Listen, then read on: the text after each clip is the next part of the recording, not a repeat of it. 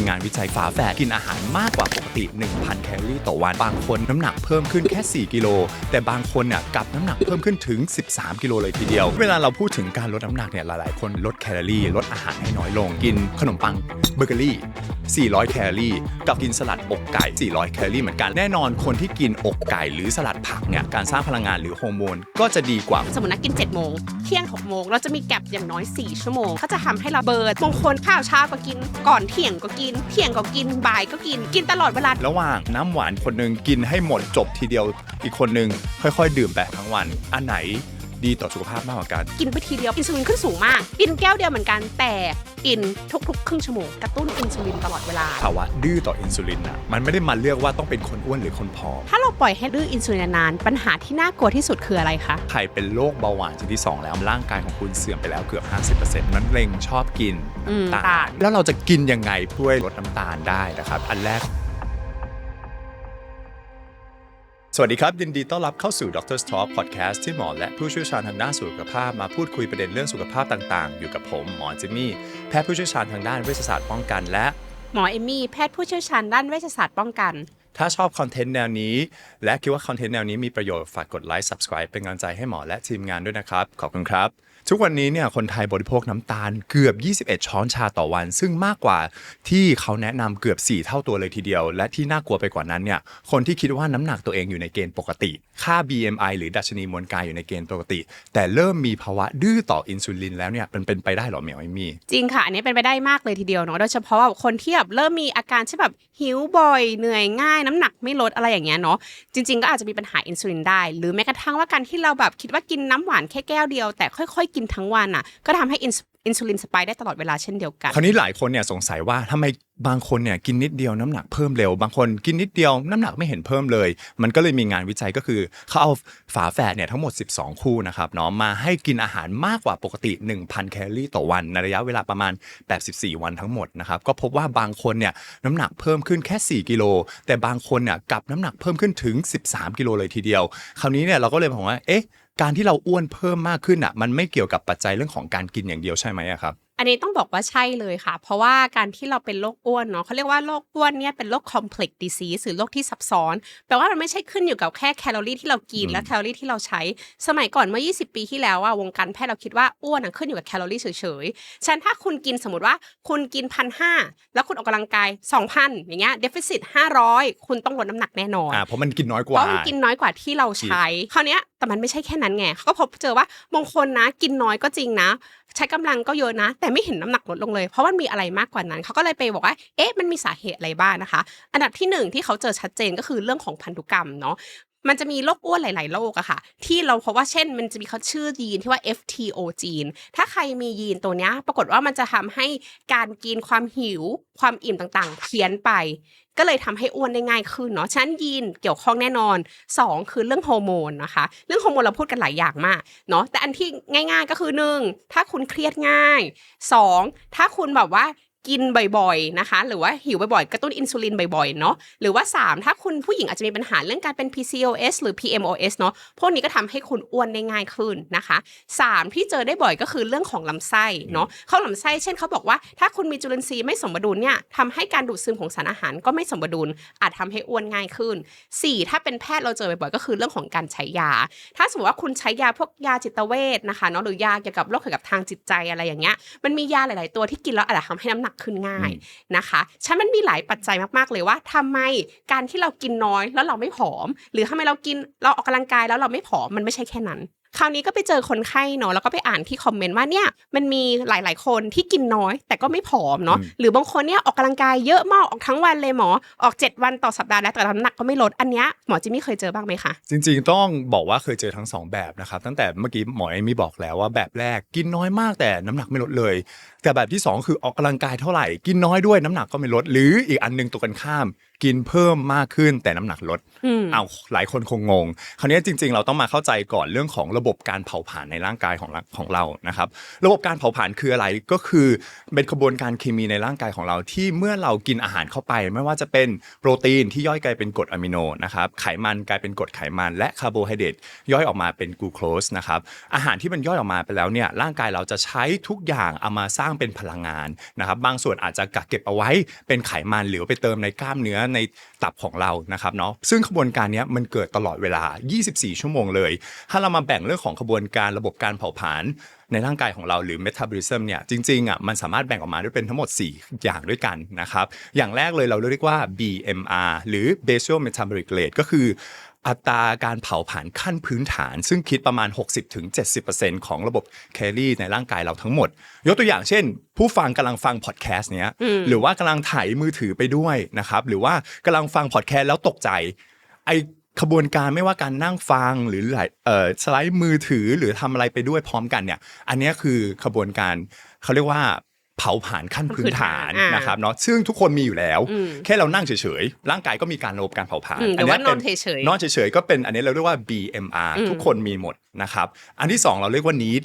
นะครับ NEAT non exercise activity thermogenesis นะครับอันนี้ก็คือการขยับร่างกายนะครับแต่ไม่ใช่เป็นการออกกำลังกายนะเช่นกระดิกขาเช่นเขย่าขาหรือเราไปเดินกับหมาเล่นกับแมวนะครับการขยับอย่างเงี้ยมันเรียกว่าเราเริ่มมีการขยับร่างกายมากยิ่งขึ้นนะครับซึ่งพลังงานที่เราใช้ตรงนี้จะอยู่แค่ประมาณ 20-30% เท่านั้นนะครับอันที่3เราเรียกว่า eat ที่ไม่ได้แปลว่ากินนะครับ eat ที่แปลว่าเรื่องของ exercise activity thermogenesis นั่นคือการออกกำลังกายนั่นเองนะครับการออกกำลังกายมีหลากหลายประเภทถูกไหมครับเรื่องขึ้นกับว่าคุณออกกำลังกายประเภทไหนเช่นคนที่ออกแบบ weight training หรือออกแรงต้านอาจจะเผาผลาญน้อยกว่าคนที่ไปวิ่งคาร์ดิโอ1ชั่วโมงถูกไหมครับซึ่งตรงนี้ก็จะคิดอยู่ที่ประมาณ 10-15% นะครับและอันสุดท้ายเนี่ยเราเรียกว่า TEF นะครับก็คือ thermal effect of food นะครับก็คืออัตราการเผาผลาญการย่อยอาหารในร่างกายของเราซึ่งคิดประมาณ 10-15% ทั้งหมดนะครับซึ่งเราดูได้ว่าระบบการเผาผลาญมีทั้งหมด4อันด้วยกันแต่อันที่สำคัญที่สุดและคนจะเกิดการอ้วนได้ง่ายหรือระบบการเผาผลาญไม่ดีก็คืออันแรกเลย Basic BMR นั่นเองเพราะ BMR เนี่ยมันถึง 60-7% เลยทีเดียวนะครับคราวนี้เราก็ต้องมาดูว่าแล้วระบบการเผาผลาญในร่างกายเรามันขึ้นกับปัจจัยอะไรบ้างนะครับจริงๆมันขึ้นกับ6ปัจจัยด้วยกัน1อายุมากขึ้นระบบการเผาผลาญน้อยลงนะครับอันที่2เพศผู้ชายก็จะแบบผู้หญิงนะครับอันที่3กล้ามเนื้ออันที่4ไขมันในร่างกายนะครับอันที่5คือเรื่องของอาหารการกินคุณภาพการกินของคุณบริโภคเป็นยังไงนะครับแล้วก็อันสุดท้ายก็คือเรื่องของการออกกำลังกายนั่นเองนะครับ6ปัจจัยก็ต้องมาดูว่าแต่ละปัจจัยเนี่ยมันทำให้ระบบการเผาผลาญของคุณพังหรือเปล่าคราวนี้เรามาดูอันแรกเลยเมื่อกี้เราพูดกันก็คือคนที่กินน้อยทำไมระบบการเผาผลาญเขาพังทั้งที่กินน้อยน้ำหนักมันต้องลงอันนี้ต้องบอกเลยนะครับว่าส่วนมากเนี่ยตกม้าตายกันหมดคนที่พยายามลดน้ำหนักนะครับคิดได้ประมาณ 80-90% ไม่สามารถลดน้ำหนักหรือลดไขมันได้เลยนะครับเพราะค่า BMR ของเขาพังตามที่เขาลดอาหารนั่นเองตั้งแต่ต้นเลยต้องบอกว่าคนประเภทนี้คือไม่ออกกำลังกายนะฉันอยากลดอาหารอย่างเดียวเลยอยากได้ลดอาหารลดน้ำหนักเร็วๆคือแน่นอนช่วงแรกลดได้จริงแต่หลังจากนั้นพังทำไมมันเกิดถึงการพัง1คือพอเรากินน้อยลงมากๆค่า BMR จะลดน้อยลงตรงนี้เนี่ยเราเรียกว่า metabolic adaptation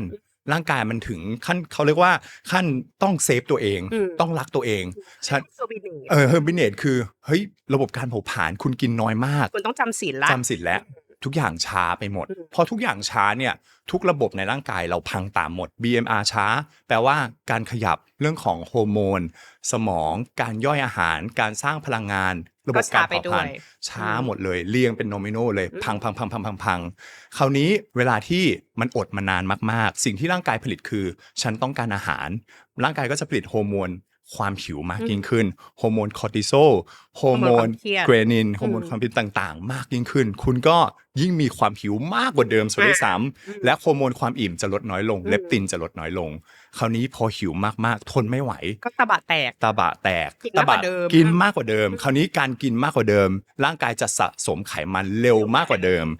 อันสุดท้ายตกม้าตายก็คือพอกินมากกว่าเดิมคราวนี้อยากจะไปกลับลดน้ำหนักหรืออดอาหารเหมือนเดิมจะลดน้ำหนักได้ยากกว่าเดิมเพราะฉะนั้นเนี่ยก็เราก็ไม่แนะนำนะครับถ้าใครลดน้ำหนักแบบผิดที่กินน้อยมากๆเพื่อการลดน้ำหนักมันทำให้ระบบการเผาผลาญของคุณพัง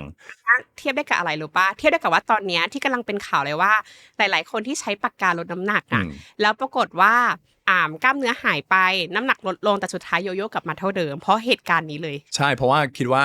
ใช้ยาอย่างเดียวไม่ทำอะไรอื่นเลยนะครับแล้วระบบการเผาผลาญมันยิ่งเสื่อมไปมากยิ่งขึ้นคราวนี้อีกแบบนึงแล้วกัน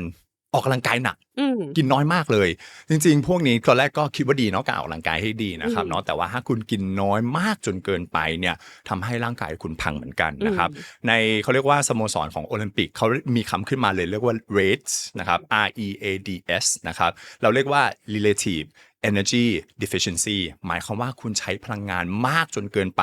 และคุณไม่ได้เติมกลับเข้าไปเลยทำให้ระบบการเผาผลาญของคุณพังมันไปส่งผลกระทบต่อเรื่องของสุขภาพจิตและก็เรื่องของ performance ด้วยนะครับสุขภาพกับสุขภาพจิตไม่ว่าจะเป็นเริ่มหงุดหงิดง่ายมากขึ้นการออกกำลังกายร่างกายฮอร์โมนเริ่มพังระบบการเผาผลาญเริ่มพังเริ่มเหนื่อยง่ายมากขึ้นนะครับและแน่นอนถ้าสมมติใครเป็นนักกีฬาออกกำลังกายหรือว่าเป็นเขาเรียกว่านักว่ายน้ำที่ต้องโชว์หุ่นที่ต้องรักษาสุขภาพหุ่นให้ดีเป๊ะทั้งปีเนี่ยหรือว่าคนที่ออกกำลังกายแบบพวกวิ่งมาราธอนพวกเขาต้องหุ่นต้องดีถูกไหมครับแต่ว่า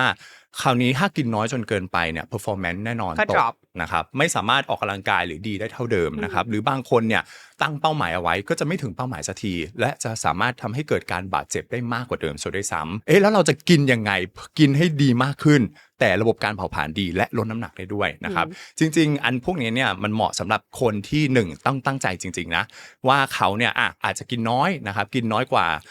ร่างกายต้องการนะครับแต่2ต้องเป็นคนที่ออกกำลังกายนะครับต้องพยายามจดบันทึกว่าฉันกินอะไรไปนะครับเนาะหรือทำฟู้ดไดอารี่ก็ได้นะครับอันที่4ก็คือว่าเป็นคนที่ต้องมีความตั้งใจทำสม่ำเสมอไม่ใช่ว่าทำแล้วหยุดทำแล้วหยุดนะครับวิธีการทำก็คืออย่างแรกเลยเรื่องของอาหารการกินแน่นอนเราพูดมาหลายเอพิโซดมากนะครับเรื่องของโปรตีนนะครับว่ากินโปรตีนให้ถึงคำแนะนำใหม่ก็คือประมาณ 1.2 กรัมต่อน้ำหนักตัวต่อวันนะครับ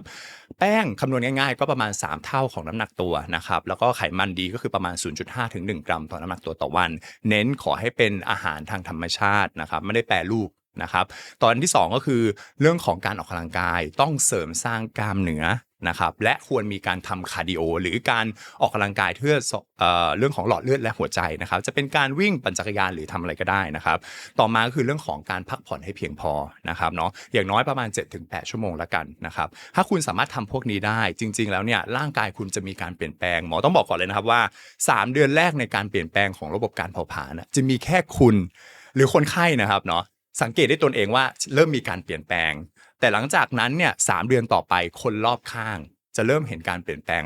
แล้ว3เดือนถัดจากนั้นไปโลกจะเห็นการเปลี่ยนแปลงเพราะฉะนั้นเนี่ยมันใช้ระยะเวลานานมากนะครับเนาะเรื่องของการเปลี่ยนแปลงระบบการเผาผลาญในร่างกายและทำให้สุขภาพดีมากขึ้นจริงๆก็พูดง่ายๆว่าถ้าสมมติว่าเราอยากออกกำลังกายเนี่ยแล้วก็ดูเรื่องการกินก็คือ3เดือนแรกอาจจะไม่เห็นอะไรแต่หลังจาก6เดือนถัดไปหลายๆคนก็อาจจะสังเกตว่าคุณผอมลงนะแล้วก็อาจจะเป็นการให้กำลังใจเราเนาะว่าเรามาถูกวิธีละคราวนี้หลายคนก็ถามว่าแล้วการกินเพิ่มขึ้นน่ะมันทำให้เราน้ำหนักลงได้ไงเมื่อกี้ก็อธิบายไปแล้วนะครับว่ามันเหมาะสมกับใครนะครับสำหรับการทำวิธีนี้นะครับจริงๆคราวนี้เราก็มาดูว่าการที่คุณกินเพิ่มมากขึ้น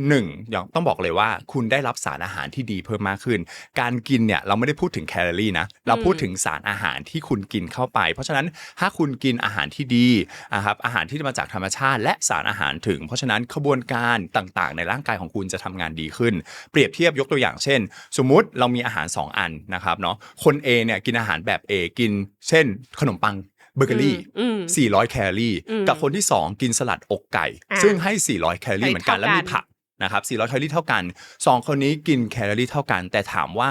ขบวนการหรืออวัยวะต่างๆในร่างกายของเราฝั่งไหนจะทำงานได้ดีกว่าแน่นอนคนที่กินอกไก่หรือสลัดผักเนี่ยขบวนการในการได้รับสารอาหารต่างๆการทำงานต่างๆของอวัยวะไม่ว่าจะเป็นการสร้างพลังงานหรือฮอร์โมนก็จะดีกว่าคนที่กินแต่เบเกอรี่ถึงแม้จะได้แคลอรี่ที่เท่ากันแต่สารอาหารไม่เท่ากันเพราะฉะนั้นเนี่ยถ้าคุณได้สารอาหารที่เพียงพอและดีต่อร่างกายหรือกินมากกว่าเดิมแต่เป็นสารอาหารที่ดีร่างกายก็สามารถกลับมาทำงานได้อย่างปกติฮอร์โมนระบบการเผาผลาญระบบการย่อยสารสื่อประสาทก็จะดีหมดนะครับอันที่2พอกินเพิ่มมากขึ้นหมายความว่าประสิทธิภาพการออกกำลังกายของคุณก็จะดีขึ้นสมัยก่อนอาจจะยกน้ำหนักได้10กิโลตอนนี้คุณกินเพิ่มมากขึ้นได้ยกได้มากขึ้นประสิทธิภาพการออกกำลังกายเพราะฉะนั้นกล้ามเนื้อก็สร้างได้มากขึ้นระบบการเผาผลาญก็จะดีมากขึ้นอันที่3แน่นอนกินดีซ่อมแซมก็ดีถูกไหมครับการ recovery การนอนเป็นอะไรที่สำคัญมากระบบการเผาผลาญ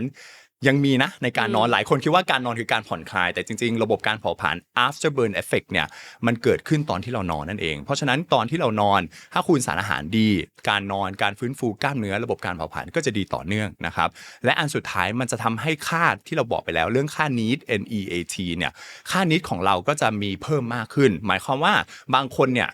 ทำงานมาทั้งวันแล้วพอกลับมาบ้านปุ๊บเหนื่อยนอนดีกว่าไม่อยากทำอย่างอื่นแล้วเพราะว่าขี้เกียจคราวนี้เราใช้คำว่าขี้เกียจหลายๆครั้งไม่ได้นะครับจริงๆอ่ะมันอาจจะไม่ได้เกิดจากคำว่าขี้เกียจแต่คุณพลังงานหมดถ้าสมมุติคุณกินสารอาหารที่เพียงพอและเป็นสารอาหารที่ดีทั้งวันneed ของคุณเนี่ยไอ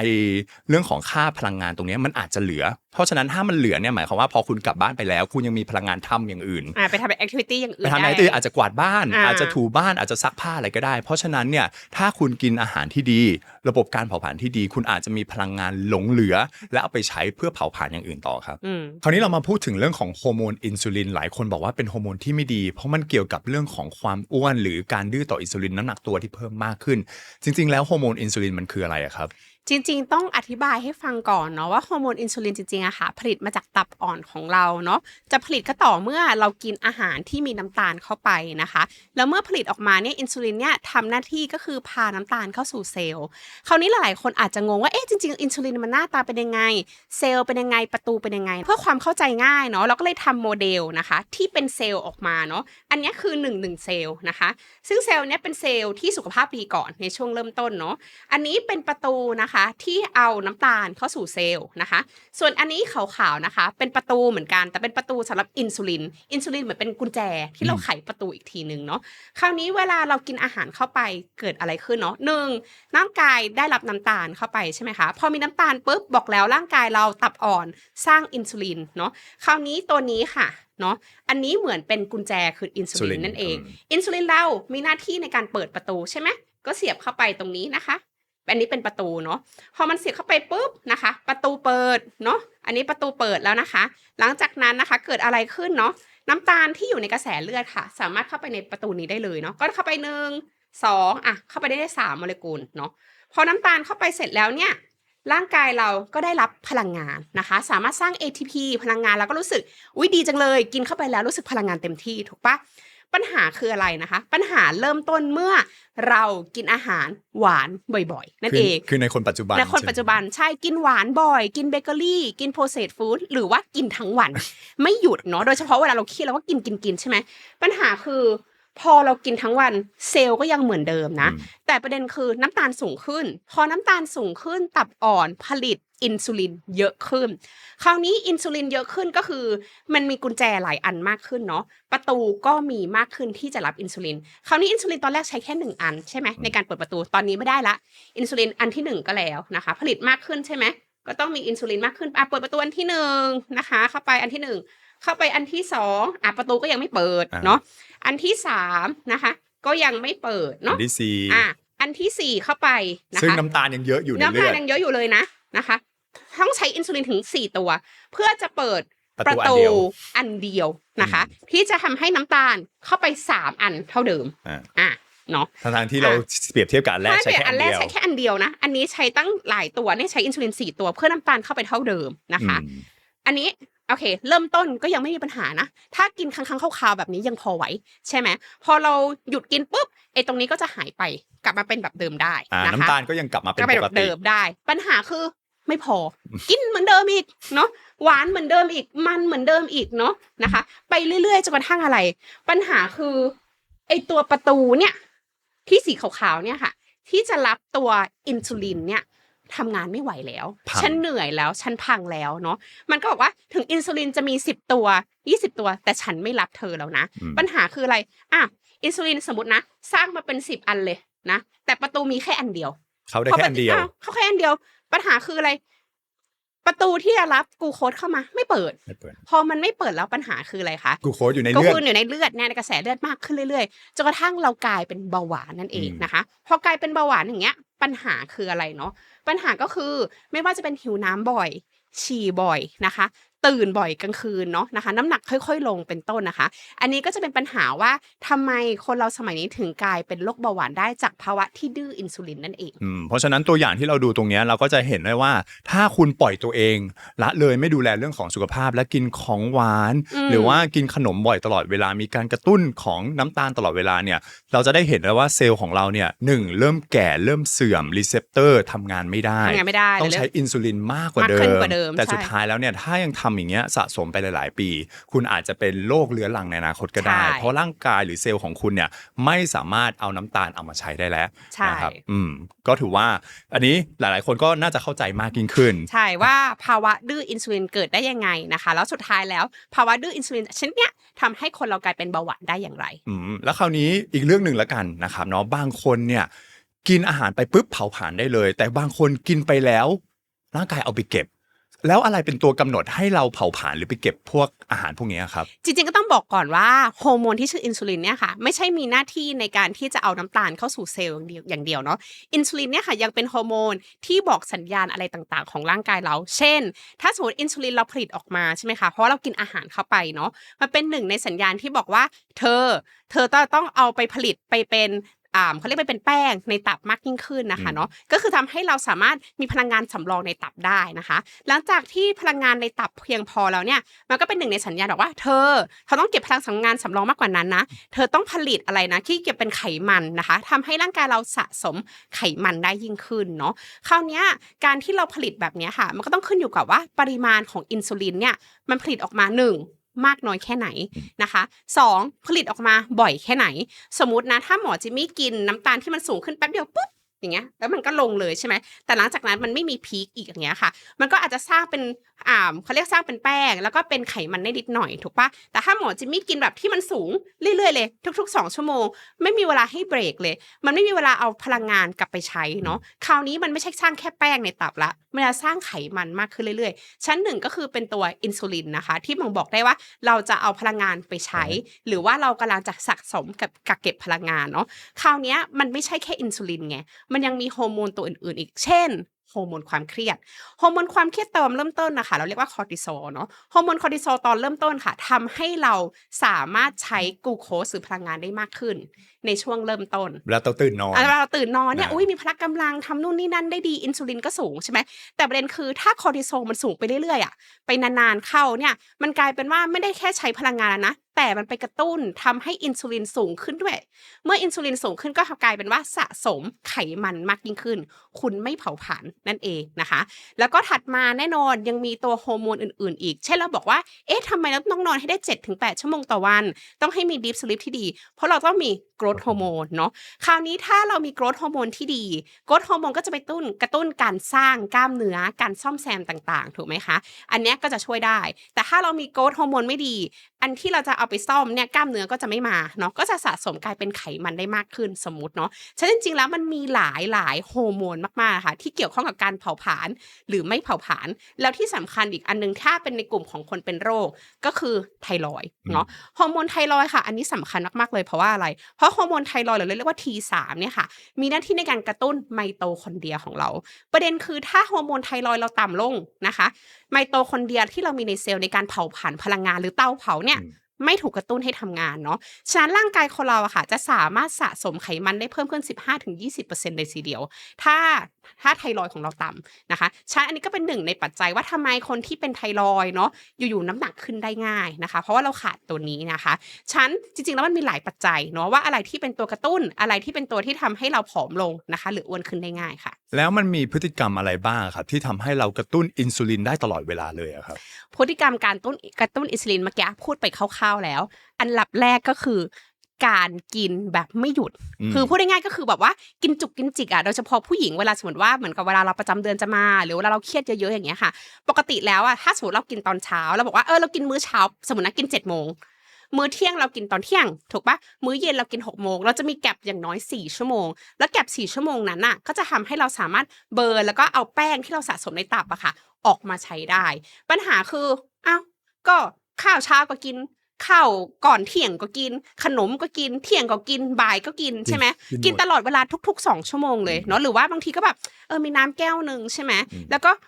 ดูดไปแล้วนิดนึงเสร็จแล้วก็ดูดอีกอย่างเงี้ยค่ะอันนี้จะเป็นการกระตุ้นอินซูลินตลอดเวลาเนาะซึ่งพอกระตุ้นอินซูลินตลอดเวลาเนี่ยก็ทำให้มีความเครียดได้ง่ายขึ้นนะคะแล้วก็มีความอยากได้มากขึ้นเนาะฉะนั้นอันนี้ก็จะเป็นหนึ่งในปัญหาที่เจอได้ง่ายกับ2ก็คือการกินที่เราบอกว่าไม่มีการเรียงลำดับจำได้ปะที่เราเคยคุยกันหลายรอบแล้วว่าจริงๆแล้วเวลาเรากินนะคะท้องไม่ควรว่างนะถ้าเราจะกินแป้งเนาะ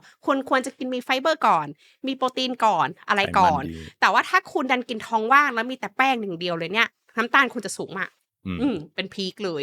อันที่3ขึ้นอยู่กับชนิดอาหารคืออะไรบ้างเช่นถ้าเราบอกเราว่าคนไทยเป็นคนชอบกินข้าวแต่ข้าวเราสามารถเลือกได้ใช่ไหมว่าคุณจะกินข้าวขาวข้าวกอขอหรือคุณจะกินข้าวพวกไรซ์เบอร์รี่ถ้าคุณกินแต่ข้าว1มื้อขนมปังขาว1มื้อแล้วก็กลับไปกินเส้นก๋วยเตี๋ยวอีก1มื้อมันจะมีแบบแป้งแล้วก็แป้ง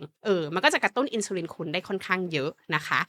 มันมีอะไรหลายอย่างที่เป็นตัวปัจจัยร่วมกันคราวนี้ไปอ่านคอมเมนต์มามีคนเถียงกันเยอะมากเลยระหว่าง1กินน้ำเหมือนกันน้ำหวานแก้วเดียวกันเลยคนแรกกินแก้วเดียวให้หมดเลยคนที่2ค่อยๆจิบแต่แก้วเดียวกันนะแก้วเดียวกันคนนึงน้ำตาลเท่ากันทุกอย่างเท่ากันหมดเลยหวานเท่ากันเลยคนนึงกินให้หมดจบทีเดียวอีกคนนึงค่อยๆดื่มไป6ชั่วโมงทั้งวันอันไหนดีต่อสุขภาพมากกว่ากันหรือเลวต่อสุขภาพมากกว่ากันอะจริงๆคิดว่าไม่ดีทั้ง2อัน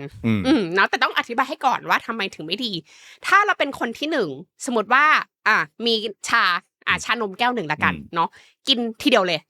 ในชานมอันนั้นหวาน 100% บ้านเราประมาณ8ช้อนโต๊ะ8ช้อนชาเนาะน้ำตาล8ช้อนชาเนาะคราวนี้น้ำตาล8ช้อนชากินไปทีเดียวปัญหาคืออะไรปัญหาคืออินซูลินขึ้นสูงมากสมมติว่าปกติแล้วถ้าเราไม่กินใส่น้ำตาลอินซูลินขึ้นตึ๊กนิดเดียวแต่ถ้าเรากินแบบ8ช้อนชามันขึ้นสมมติขึ้นมาเป็น100เนาะพอขึ้นเป็น100เนี่ยปัญหาคืออะไรปัญหาคือมันทำให้เรามีความเครียดเยอะขึ้นใช่ไหมนะคะความเครียดเยอะขึ้นก็แปลว่าอะไรมันกระตุ้นความหิวระแดงมากขึ้นหลังจากกินอันนั้นไปไม่นานภายใน4ชั่วโมงหลังจากนั้นคุณอาจจะอยากกินเพิ่มอีกนะคะคุณอาจจะไม่ได้กินชานมแล้วนะแต่คุณดันไปกินข้าวอันอื่นหรือคุณไปกินขนมปังอย่างอื่นเพิ่มมันก็ทำให้เราอ้วนได้ง่ายขึ้นนะคะแล้วก็มีอินซูลินสไปค์ได้ง่ายขึ้นเนาะกับเคสที่2บอกว่าไม่เป็นไรทั้งวันเนี่ยฉันจะกินแก้วเดียวนะคะกินแก้วเดียวเหมือนกันแต่กินทุกๆครึ่งชั่วโมงไม่หยุดเลยเนาะจิบไปเรื่อยๆประเด็นคืออินซูลินไม่ขึ้นถึง100แต่อาจจะขึ้นถึง20แต่20ทุกๆครึ่งชั่วโมงก็แปลว่าร่างกายไม่ได้พักเลยไอ้ประตูเนี่ยต้องเปิดตลอดเวลาเลยเพื่อรับเข้าเซลล์เนาะมันก็ทำให้ดื้ออินซูลินได้ง่ายเหมือนกันแต่อันเนี้ยอาจจะดีกว่านิดนึงตรงไหนตรงที่ว่าพลังงานรวมอาจจะน้อยกว่าถ้าเรานับการกินทั้งหมดก็เลยอาจจะทำให้อ้วนน้อยกว่าหน่อยแต่ก็ลองเทอมก็คือไม่ดีทั้ง2อย่างดีที่สุดก็คือกินน้ำเปล่าหรืออาจจะกินชากาแฟก็ได้ที่ไม่ใส่น้ำตาลใช่แล้วคราวนี้ถ้าสมมุติเราอยากจะทำให้อินซูลินของเราดีขึ้นเนี่ยการอดอาหารหรือการทำ IF เนี่ยมันทำให้เราดื้อต่ออินซูลินลดน้อยลงไหมครับอันนี้จริงนะคะอย่างที่บอกเมื่อกี้เราบอกแล้วเนาะว่าถ้าสมมติว่าคุณอย่างน้อยเนี่ยคุณกินข้าว8 โมงใช่ไหมอีกทีนึงกินเที่ยงคุณก็มีเวลาพัก4ชั่วโมงใช่ไหมคะเวลา4ชั่วโมงเนี้ยคุณก็เริ่มที่จะเอาแป้งในตับออกมาใช้ละคราวนี้ถ้าคุณมากกว่า4ชั่วโมงนะคะกลายเป็น6-8ชั่วโมงเนาะมันก็เริ่มเอาพวกไขมันนะคะมาใช้มากยิ่งขึ้นเนาะนะคะพอเริ่มถึง12ชั่วโมงนะคะที่บอกว่าให้ฟาสต์เกิน12ชั่วโมงถึง14ชั่วโมงขึ้นไปเนี่ยก็เริ่มทำให้มีการสร้างโกรทฮอร์โมนมากขึ้นนะคะแล้วก็ทำให้เซลล์นะคะที่มันสุขภาพไม่ดีเนี่ยเริ่มตายไปเราเรียกว่าออโตฟาจีนะคะเนาะก็ดีมากยิ่งขึ้นนะคะแต่ก็มีคนบอกว่าเอ๊ะแล้วถ้าสมมติเราฟาสต์นานกว่านั้นแหละ24ชั่วโมงไปเลยประเด็นคือตอนนั้นเซลล์จะเริ่มขาดพลังงานนะคะสร้างพวกคีโตนนะคะกดมากยิ่งขึ้นเนาะก็จะทำให้เซลล์บางอย่างมันก็มีความเสื่อมแล้วก็อินฟลามเมชันมากยิ่งขึ้นได้ฉะนั้นการฟาสต์ค่ะควรฟาสต์แบบถูกวิธีจริงๆบอกว่าถ้าเราจะดูวิธีการกินเนาะเขาบอกภายใน1วันแบ่งเป็น24ชั่วโมงใช่ไหมเราควรจะกินอาหารประมาณแค่10ชั่วโมงเองถ้าคุณกิน10ชั่วโมงคุณจะมีเวลาฟาสต์ประมาณ14ชั่วโมงถึง14ชั่วโมงเนี้ยค่ะจะเป็นช่วง1ร่างกายซ่อมแซมตัวเองได้2ร่างกายเอาไขมันมาใช้ได้3ร่างกายทำให้เซลล์ที่มันไม่แข็งแรงตายไปได้ก่อนจะได้สร้างเซลล์ใหม่ได้ฉะนั้นคุณก็จะแข็งแรงขึ้นโดยที่คุณอาจจะน้ำหนักลดลงหรือน้ำหนักเท่าเดิมแต่มีพวกกล้ามเนื้อต่างๆมากยิ่งขึ้น เพราะฉะนั้นเนี่ยไม่ว่าจะเป็นเรื่องของอาหารการกินการอดอาหารจริงๆพฤติกรรมพวกนี้หลายๆอันเราสามารถปรับเปลี่ยนได้เพื่อทำให้เรามีการดื้อต่ออินซูลินที่น้อยลงนะครับเนาะแต่การอดอาหารถ้าใครมีโรคประจำตัวอยู่แล้วหรือเป็นเบาหวานอันนี้ต้องได้ปรึกษาคุณแพทย์ก่อนเนาะไม่ใช่ว่าอยากจะแบบฟังพอดแคสต์นี้อดอาหารเลยดีกว่านะครับอย่าลืมว่าคุณกินยาใช่หรือว่าคุณกินยาหรือคุณฉีดยาอยู่อันนี้ต้องระวังมากๆเนาะโดยเฉพาะคนที่กินยาเบาหวานอยู่นะคะหรือว่าแม้กระทั่งคนที่ฉีดปากกาอยู่เนาะเพราะการที่คุณฉีดยาเข้าไปเนี่ยค่ะมันจะอาจจะทำให้อินซูลินของคุณสูงขึ้นเลยจนคุณต้องการน้ำตาลเยอะขึ้นหรืออาจจะทำให้น้ำตาลคุณต่ำได้ง่ายนะคะแล้วถ้าคุณไม่กินอะไรคุณก็จะสามารถปวดหัวเนาะหรือแม้กระทั่งเป็นลมได้เลยแล้วถ้าช่วงเวลาที่เรากินประมาณ10ชั่วโมงเนี่ยแล้วเราต้องทำงานไปด้วยเราควรเลือกกินอะไรครับที่สามารถทำให้เราลดการดื้อต่ออินซูลินได้จริงๆก็ต้องอย่างที่หมอจิมมี่บอกไปก่อนหน้านี้ว่าต้องกินอาหารที่มีประโยชน์นะคะอาหารที่มันไม่ใช่ processed food หรือ ultra processed ก็คืออาหารจริงๆเช่นมีผักมีผลไม้มีโปรตีนจริงๆอ่ะที่ไม่ใช่แบบเป็นโปรตีนเชคเนาะอันดับแรกก็บอกว่าดูพอชั่นในการกินก่อนนะคะเนาะสมมติว่าในจานนึงเราเนี่ยนะคะมีจานนึงถูกปะก็แบ่งเป็น4ส่วนก่อนนะคะส่วนที่1บอกแล้วว่าต้องเป็นพวกผักผลไม้ที่ GI index ต่ำหรือ glycemic index ต่ำก็คือไม่ได้หวานไปไม่ได้มีแป้งเยอะนะคะเนาะเช่นอาจจะมีผักนะคะเนาะแล้วก็อาจจะมีพวกแบบว่าฟักทองนะคะเนาะมีพวกอะไรหน่อไม้ฝรั่งมีอะไรเงี้ยสามารถมีได้ถูกปะครึ่งนึงของจานนะคะส่วนอีกเศษ1/4ของจานก็คือเป็นแป้งนะคะแต่แป้งนี่ก็ต้องบอกแล้วว่าไม่ใช่แป้งขัดขาวเป็นพวกอาจจะเป็นข้าวพวกไรซ์เบอร์รี่นะคะหรือว่าถ้าไม่ไว้จริงๆก็อาจจะเป็นข้าวกอขอใส่คีนัวเพิ่มก็ได้นะคะอีก1/4เนาะนะคะและอีก1/4แน่นอนก็ต้องเป็นโปรตีนแต่โปรตีนอย่างที่บอกค่ะอยากให้เป็นโปรตีนที่ไม่ใช่โปรตีนสังเคราะห์เช่นไม่ใช่พวกหมูหยองไม่ใช่พวกหมูหวานอะไรอย่างเงี้ยอยากให้มันเป็นโปรตีนเช่นเป็นอกไก่เป็นเนื้อปลาเป็นอะไรอย่างเงี้ยค่ะซึ่งในจานนึงเนี่ย1/4แต่ขอบอกปริมาณนิดนึงละกันปริมาณโปรตีนที่ควรกินต่อมื้อคือ25-40 กรัมต่อมื้อนะคะอันนี้สำคัญมากๆนอกจากนั้นคือไขมันดีอย่างที่เราคุยกันก็คือพวกน้ำมันปลานะคะเนาะหรือว่าพวกน้ำมันโอลิฟออยล์อะโวคาโดนะคะอันเนี้ยเป็นสัดส่วนแต่ละมื้อที่เราควรจะกินนะคะแล้ววิธีการกินพูดไปแล้วหลายครั้งมากๆ1กินผักก่อนถูกไหมนะคะ2ค่อยกินโปรตีนสุดท้ายค่อยกินแป้งแต่มันมีทริคนะมันมีทริคเช่นคนญี่ปุ่นน่ะเวลาเขากินแป้งอ่ะบางทีเวลาเรากินซูชิอ่ะเขาจะใส่น้ำส้มสายชูใช่ไหมฉะนั้นการที่เรามีพวกน้ำส้มสายชูกินเข้าไปจะทำให้การดูดซึมแป้งลดลงอีกฉะนั้นเราสามารถเอาอันเนี้ยมาอัดแอปเพิ่มเติมได้หรือเวลาเรากินแป้งก็ใส่พวกคีนัวเพิ่มอะไรเพิ่มนะคะทำให้เรามีไฟเบอร์ได้เพิ่มเติมเนาะก็สามารถช่วยลดการกินได้อีกฉะนั้นถ้าเรากินประมาณเนี้ยค่ะอาจจะกิน2มื้อหรืออาจจะกิน3มื้อในเวลา10ชั่วโมงเนี่ยก็คิดว่าได้สารอาหารที่เพียงพอแต่ให้ดูได้ว่าคุณออกกำลังกายด้วยไหมนะคะคุณมีโรคประจำตัวอะไรหรือเปล่าเนาะเพราะบางทีสัดส่วนเหล่านี้อาจจะมีการเปลี่ยนแปลงไปคราวนี้พอเราพูดถึงภาวะดื้ออินซูลินนะคะคนเราส่วนใหญ่ก็คิดว่าถึงเป็นคนอ้วนคราวนี้ถ้าคนปกติทั่วไป BMI ไม่เกินเนี่ยแต่ดันมีภาวะดื้ออินซูลินเนี่ยเพราะว่าอะไรอ่ะจริงๆต้องบอกก่อนว่าภาวะดื้อต่ออินซูลินน่ะมันไม่ได้มาเลือกว่าต้องเป็นคนอ้วนหรือคนผอมนะครับไม่ได้บอกว่าภาวะดื้ออินซูลินเนี่ยต้องเกิดแต่คนอ้วนทุกคนนะครับคนผอมก็เกิดได้เหมือนกันนะครับคราวนี้เราต้องมาดูสาเหตุก่อนว่าทำไมคนผอมถึงมีภาวะดื้อต่ออินซูลินอันแรกเลยที่เจอบ่อยมากที่สุดก็คืออยู่ในภาวะโทฟีก็คือthin outside fat inside ก็คือหมายว่าคนพวกนี้เนี่ยดูข้างนอก BMI ปกติดูผอมนะแต่มี visceral fat หรือไขมันช่องท้องเยอะมากและตัวไขมันช่องท้องนี่แหละเป็นตัวที่ทำให้เกิดการอักเสบและการดื้อต่ออินซูลินมากยิ่งขึ้นเซลล์เสื่อมนั่นเองนะครับอันที่2ก็คือว่าคนผอมแต่อาจจะหมายความว่าคุณมีกล้ามเนื้อน้อยก็ได้นะครับกล้ามเนื้อน้อยระบบการเผาผลาญก็น้อยนะครับแล้วก็อาจทำให้เกิดภาวะดื้อต่ออินซูลินอันที่3คือเรื่องของกรรมพันธุ์และอันที่4อันสุดท้ายก็คืออาจจะมีปัจจัยอื่นนะครับไม่ว่าจะเป็นเรื่องของค่าไขมันนะครับค่าความดันหรือค่าตับของเขาที่มันอาจจะสูงเกินกว่าปกติอยู่แล้วนะครับซึ่ง4สาเหตุเนี้ยก็อาจจะเป็น1ปัจจัยที่ทำให้คนผอมเนี่ยมีภาวะดื้อต่ออินซูลินได้ซึ่งการที่เรามีภาวะดื้อต่ออินซูลินในคนผอมเนี่ยมันมีความเสี่ยงเท่ากับคนอ้วนเท่ากันเลยทีเดียวก็คือไม่ได้ว่าอ้วนแล้วดื้อแล้วจะมีปัญหามากกว่าไม่เลยก็คือมีความเสี่ยงเท่ากันนะครับไม่ว่าจะเป็นเรื่องของหลอดเลือดและหัวใจนะครับไม่ว่าจะเป็นเรื่องของการความเสี่ยงเรื่องจะเป็นโรคอัลไซเมอร์นะครับเนาะความเสี่ยงเรื่องของมะเร็งบางชนิดก็จะเพิ่มมากยิ่งขึ้นหรืออันสุดท้ายคือการเป็นเบาหวานได้เช่นเดียวกันเลยทีเดียวคราวนี้ต้องถามก่อนว่าแล้วถ้าเราเป็นคนหุ่นปกติทั่วไปเราจะรู้ตัวได้ยังไงว่าเรามีภาวะดื้ออินซูลินแล้วคราวนี้มันก็จะมี6สัญญาณนะครับที่บ่งบอกว่าคุณอาจจะเข้าสู่ภาวะดื้อต่ออินซูลินอันแรกก็คือหิวบ่อยหิวตลอดเวลาเลย ปัสสาวะบ่อยฉี่ทั้งคืนฉี่ตลอดเวลานะครับอันที่3ก็คือเพลียตลอดเวลานะครับอ่อนเพลียง่ายนะครับอันที่4ตามัวนะครับมองอะไรไม่ค่อยชัดเพลียๆนะครับอันที่5มือเท้าชานะครับและอันสุดท้ายก็คือมีภาวะของทางด้านผิวหนังไม่ว่าจะเป็นติ่งผิวหนังหรือเราเรียกว่า skin tag หรืออันสุดท้ายที่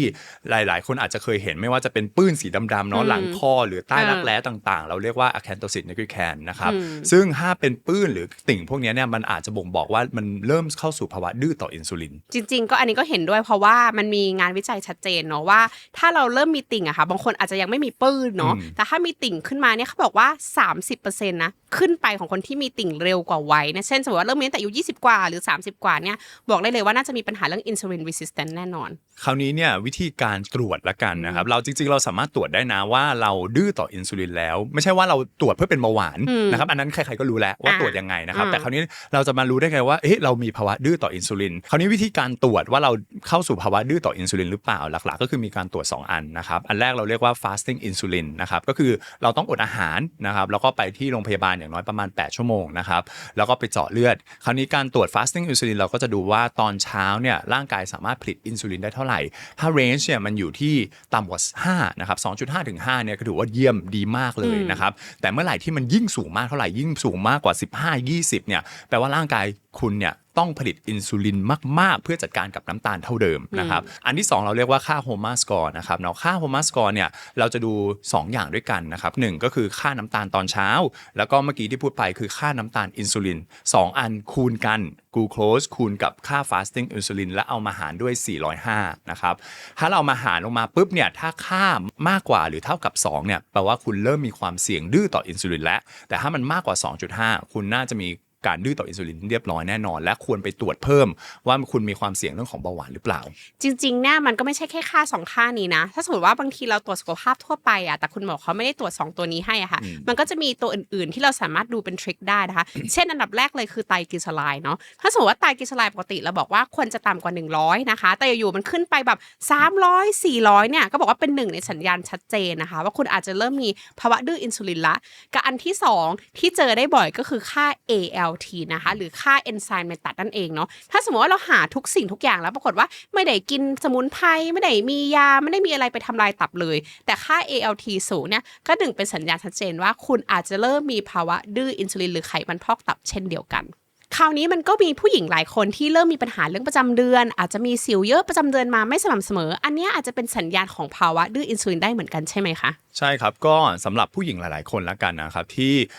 เริ่มประจำเดือนมาไม่สม่ำเสมอมีสิวนะครับเนาะแล้วก็มีภาวะดื้อต่ออินซูลินหลายๆอย่างเนี่ยมันจะเข้าสู่ภาวะที่สมัยก่อนเราเรียกคำว่า PCOS หรือ Polycystic Ovarian Syndrome แต่เราเปลี่ยนชื่อแล้วนะเพิ่งเปลี่ยนเลยเราใช้คำนี้ไม่ได้แล้วนะครับเพราะว่าวันที่12พฤษภาคมที่ผ่านมาปีนี้เนี่ยเขาเปลี่ยนเป็นชื่อ PMOS เรียบร้อยแล้วหรือว่า Polyendocrine Metabolic Ovarian Syndromeยากไปกว่าเดิมงงไปกว่าเดิมแล้ว PMOS ละกันง่ายดี PMOS นะครับ PMOS เนี่ยข้อดีคือหลายๆคนชื่อเก่าเนี่ย PCOS เนี่ยหลายคนจะติดคำว่าโดยเฉพาะภาษาไทยเราใช้คำว่าภาวะโรคถุงน้ำไหลใบโรคถุงน้ำไหลใบเพราะฉะนั้นผู้หญิงหลายๆคนคิดว่าฉันต้องมีถุงน้ำฉันถึงเป็นภาวะนี้ซึ่งที่ผ่านมาคนไข้เป็นไงมีหลายคนที่ไม่มีเลยถูกต้องเพราะฉะนั้นเนี่ยคนไข้จะคิดว่าฉันต้องมีถุงน้ำถึงจะเป็นภาวะนี้แต่จริงๆแล้วเนี่ยคุณไม่มีถุงน้ำคุณก็เป็นภาวะนี้ได้เหมือนกันเขาก็เลยจำเป็นต้องเปลี่ยนชื่อเพราะว่าถ้าเรามาดูในโลกของเราเนี่ยคนเป็นภาวะนี้ประมาณ170ล้านคนเยอะมากนะคิดว่าเป็นประมาณ1ใน8ของผู้หญิงของโลกนะที่เป็นภาวะ PMOS และหลายคนยังไม่ได้ถูกวินิจฉัยว่าเป็นเพราะอะไรปัจจุบันเนี่ยภาวะนี้เนี่ยมันอาจจะเป็นตั้งแต่เราเริ่มมีประจำเดือนหรือเป็นวัยรุ่นแล้วบางคนไงเป็นสิวเยอะไปกินยาคุมเลยไปซื้อมาแล้วก็ไม่รู้ว่าตัวเองเป็น PMOS หรือบางคนเนี่ยมันกระทบต่อทางด้านเรื่องของด้านจิตใจไปซึมเศร้าไปกินยาต้านซึมเศร้าแต่จริงๆอ่ะจุดเริ่มต้นอาจจะมาจาก PMOS ก็ได้คราวนี้ PMOS มันควบคุมหลายระบบในร่างกายมากมันกระทบหลายๆอย่างมากๆนะครับเนาะไม่ว่าระบบการเผาผลาญเรื่องของระบบการสืบพันธุ์นะครับเนาะเรื่องของการดื้อน้ำตาลเพราะฉะนั้นมันเยอะมากๆหมอได้ลิสต์มาทั้งหมด10ระบบที่มันกระทบต่อร่างกายนะครับอันแรกเลยก็พอดแคสต์อันนี้เลยก็คือมีภาวะดื้อต่ออินซูลินนะครับเนาะเพราะฉะนั้นเนี่ยผู้หญิงที่เป็นภาวะ PMOS เนี่ยก็จะมีเรื่องของการดื้ออินซูลินหรือ รือมีภาวะเรื่องของน้ำหนักตัวที่เพิ่มง่ายมากขึ้นหรือการที่จะกลายเป็นเบาหวานอันที่2ดื้อต่ออินซูลินแล้วมันก็มากระทบต่อระบบการเผาผลาญนะครับอันที่3ก็กระทบต่อเรื่องของฮอร์โมนเพศหญิงนะครับทำให้ประจำเดือนมาไม่สม่ำเสมอนะครับหรือมีฮอร์โมนเพศชายที่เพิ่มมากขึ้นอันที่4เนี่ยก็จะเพิ่มเรื่องของการมีการอักเสบในร่างกายตลอดเวลา chronic inflammation เพราะว่าเรื่องของไขมันในช่องท้องหรือการอักเสบต่างๆพฤติกรรมต่างๆก็จะทำให้มีการอักเสบได้ง่ายกว่าผู้หญิงคนอื่นอันที่5เพิ่มความเสี่ยงของเรื่องหลอดเลือดและหัวใจนะครับอาจจะเป็นจากพฤติกรรมหรือค่าไขมันค่าอินซูลิน ค่าต่างๆที่มันเพิ่มมากขึ้นอันที่6กระทบต่อเรื่องของการนอนบางคนอาจจะเป็น sleep apnea หรือว่ามีภาวะหยุดหายใจขณะนอนหลับหรือการนอนที่ไม่ดีอันที่7ก็จะกระทบต่อเรื่องของผิวพรรณสิวเพิ่มมากขึ้นนะครับเป็นสกินแท็กหรือเป็นอะไรขึ้นมานะครับเพราะอันนี้มันก็เกี่ยวกับเรื่องของฮอร์โมนเพศชายที่โดนกระตุ้นมากจนเกินไปอันที่8ก็คือเรื่องของขนนะครับมีขนที่เยอะนะครับหน้ามันขนดกสิวขึ้นมากันพร้อมหมดเลยนะครับอันที่ข้าวมันก็คือเรื่องของฮอร์โมนอื่นๆนะครับที่ไม่ใช่เกี่ยวกับเรื่องของฮอร์โมนเพศไม่ว่าจะเป็นเรื่องของฮอร์โมนไทรอยด์เครียดง่ายมากกว่าเดิมคอร์ติซอลเพิ่มมากกว่าเดิมหรือว่ามีความเสี่ยงเรื่องของภาวะไทรอยด์ต่ำและอันสุดท้ายที่น่ากลัวที่สุดก็คือเรื่องของ mental health นะครับเพราะว่าเราพบว่าผู้หญิงที่เป็นภาวะ PMOS เนี่ยจะมีเรื่องของซึมเศร้าวิตกกังวลย้ำคิดย้ำทำได้มากกว่าผู้หญิงคนอื่นไอฮอร์โมนอินซูลินเนี่ยค่ะในผู้หญิง PMOS มันทำให้เสียสมดุลได้ยังไงบ้างคราวนี้เนี่ยถ้าผู้หญิงที่เป็นภาวะ PMOS หรือไม่มีการดูแลสุขภาพกินอาหารละเลยไม่ได้การออกกำลังกายและมีภาวะดื้อต่ออินซูลินคราวนี้ร่างกายเนี่ยเวลามันดื้อต่ออินซูลินมันจะผลิตอินซูลินเยอะมากๆถูกไหมครับร่างกายอื่นเนี่ยมันก็ยังตอบรับกับตอบสนองกับรีเซปเตอร์อินซูลินได้แต่ปัญหาคือเมื่ออินซูลินมันมากๆแล้วเนี่ยแล้วมันไปที่รังไข่คราวนี้รังไข่เวลาเจออินซูลินมากๆซวยเพราะรังไข่เนี่ยพอเจอกับอินซูลินมากๆมันจะผลิตฮอร์โมนเพศชายมากกว่าเดิมอันนี้คือปัญหาทำให้ผู้หญิงที่เป็น PMOS เนี่ยมีผลิตฮอร์โมนเพศชายจากรังไข่ที่มันผลิตฮอร์โมนเพศชายออกมาและซวย2อีกคือฮอร์โมนเพศชายที่เพิ่มมากขึ้นจะทำให้การเจริญเติบโตของฟองไข่ช้าลงทำให้ฟองไข่ไม่สามารถตกออกมาได้และกลายเป็นถุงน้ำในรังไข่นั่นเองนะครับและซวยอันสุดท้ายนะครับเนาะไออินซูลินเนี่ยมันจะไปลดโปรตีนฮอร์โมนที่เราเรียกว่าsex hormone binding globulin นะครับซึ่งโปรตีนตัวนี้มีหน้าที่จับกับฮอร์โมนเพศชายแต่ถ้าเราไปลดโปรตีนตัวนี้ปุ๊บฮอร์โมนเพศชายเด่นทันทีปล่อยออกมายิ่งมากกว่าเดิมก็ยิ่งทำให้เรื่องของขนดกหน้ามันสิวขึ้นมาได้ตลอดเวลามันก็จะวนอย่างเงี้ยถ้าคุณไม่ได้ดูแลสุขภาพไม่จำกัดก็จะยิ่งหนักขึ้นเรื่อยๆก็หนักขึ้นเรื่อยๆนะครับอินซูลินก็เพิ่มมากขึ้นเดี๋ยวต่อไปก็จะเป็นเบาหวานอย่างอื่นเพิ่มขึ้นมาเพราะฉะนั้นสิ่งที่สำคัญที่สุดกลับมาเรื่องเดิมนะครับกลับมาเบสิกเลยถ้าคุณอยากดูแลสุขภาพอยากให้ประจำเดือนมาสม่ำเสมอระบบการเผาผลาญดีคุณต้องมาปรับเปลี่ยนพฤติกรรมนะครับลดเรื่องของค่าน้ำตาลต่างๆนะครับทำให้อินซูลินต่ำนะครับทำให้การลดการดื้อต่ออินซูลินเรื่องของการออกกำลังกายก่อนพักผ่อนให้เพียงพอและถ้ามันมีอาการนี้จริงๆอย่าเพิ่งแบบกินยาคุมนะครับเนาะให้ไปปรึกษาแพทย์ก่อนว่าถ้าเรามีภาวะ PMOS เนี่ยมันควรปรับเปลี่ยนยังไงอันนี้เห็นด้วยอย่างยิ่งเลยอย่างล่าสุดเนี่ยก็มีคนไข้มาหาเหมือนกันเนาะคนไข้ก็บอกว่าหมอคะเริ่มมีปิ่มเบาหวานค่ะความดันก็เริ่มมาค่ะน้ำหนักจริงๆก็ไม่ได้เยอะมากนะแบบผู้หญิงสูง160นิดๆแต่น้ำหนัก70นะคะเนาะแต่ว่าเนี่ยเริ่มมีแล้วอายุ30กว่าเองแต่ประเด็นคือตรวจอินซูลินได้เท่าไหร่รู้ไหมตอน fasting อินซูลิน150เราต่ำกว่า5ใช่ก็คือแบบโอ้โหแบบเห็นแล้วแบบแล้วก็ต่อมาแน่นอนตรวจฮอร์โมนผู้ชายก็สูงจริงนะคะเนาะแล้วก็ความเสี่ยงเป็นเบาหวานเยอะมากเลยก็ต้องปรับพฤติกรรมหมดอย่างที่เราคุยกันนั่นแหละถ้าเราปล่อยให้ร่างกายเรามีภาวะดื้ออินซูลินนานปัญหาที่น่ากลัวที่สุดคืออะไรคะอย่างแรกเลยก็คือยิ่งอินซูลินเนี่ยมันเพิ่มมากเรื่อยๆแล้วมีการดื้อตลอดเวลาเราก็จะเข้าสู่ภาวะเบาหวานชนิดที่2นั่นเองนะครับเนาะต้องบอกก่อนนะครับว่าใครเป็นโรคเบาหวานชนิดที่2แล้วหมายความว่าร่างกายของคุณเสื่อมไปแล้วเกือบ 50% เนาะเพราะฉะนั้นอย่าไปเสื่อมเร็วสักขนาดนั้นนะครับอันที่2ก็คือเรื่องของหลอดเลือดและหัวใจการที่น้ำตาลมันเยอะในเลือดขนาดนั้นนานด้วยมันหนืดมากมันเหนียวมากนะครับการเสี่ยงหลอดเลือดหัวใจหรือเรื่องหินปูนต่างๆมันก็จะเพิ่มมากยิ่งขึ้นค่าไขมันค่าตับต่างๆก็จะเพิ่มตามมาค่าตับเมื่อกี้พูดแล้วก็คือเรื่องของไขมันพอกตับก็จะตามมาทุกอย่างโดนกรองที่ตับโดนไขมันสะสมมากยิ่งขึ้นนะครับอันที่4ก็คือเรื่องของโรคมะเร็งนั่นเองนะครับมะเร็งชอบกินน้ำตาลนะครับเนาะเพราะฉะนั้นก็จะเสี่ยงของการเป็นโรคมะเร็งบางชนิดเพิ่มมากยิ่งขึ้นและอันสุดท้ายก็คือเราเรียกว่าเบาหวานชนิดที่3นะครับเบาหวานชนิดที่3ก็คือโรคทางสมองอัลไซเมอร์นั่นเองนะครับเพราะว่าการที่สมอง มีการดื้อต่ออินซูลินหมายความว่าสมองไม่สามารถใช้พลังงานจากน้ำตาลได้สมองเนี่ยก็จะมีการอักเสบ oxidative stress ตลอดเวลาเกิดความเครียดตลอดเวลาแล้วมันเพิ่มความเสี่ยงของการผลิตเรื่องของทอโปรตีนหรือโปรตีนเทาและอีกอันนึงที่เราเรียกว่าเบต้าอะมาลอยด์เพิ่มมากขึ้นในสมองนะครับแล้ว2ปัจจัยนี้มันก็จะทำให้เพิ่มความเสี่ยงเรื่องของอัลไซเมอร์นั่นเองคราวนี้เวลาเราพูดถึงการลดน้ำหนักเนี่ยหลายๆคนก็จะมุ่งเน้นแต่เรื่องของการลดแคลอรี่ลดอาหารให้น้อยลงแต่จริงๆแล้วเราต้องมาดูว่าอาหารชนิดนั้นเนี่ยมันทำให้น้ำตาลหรืออินซูลินเราพุ่งหลังจากกินอาหารมากเท่าไหร่เพราะฉะนั้นเนี่ยถ้าเราอยากลดน้ำหนักจริงๆอ่ะเราจำเป็นต้องดูแต่เรื่องของแคลอรี่หรือเปล่าครับจริงๆต้องบอกว่าแคลอรี่มีส่วนสำคัญเหมือนกันนะคะแต่ว่าปัจจุบันนี้ไม่ได้สำคัญที่สุดแล้วเนาะก็คือ1แคลอรี่ถ้าเรากินนะคะมากกว่าออกเนาะส่วนมากอาจจะทำให้น้ำหนักขึ้นได้แต่ไม่ 100% เนาะอย่างที่เราคุยกันไปแล้วก่อนหน้านี้นะคะแต่2ณปัจจุบันเนี้ยมันก็มีงานวิจัยเพิ่มเติมว่าจริงๆแล้วมันขึ้นอยู่กับกลูโคสสไปค์ต่างหากนะคะขึ้นอยู่กับอินซูลินสไปค์เนาะหมายถึงอะไร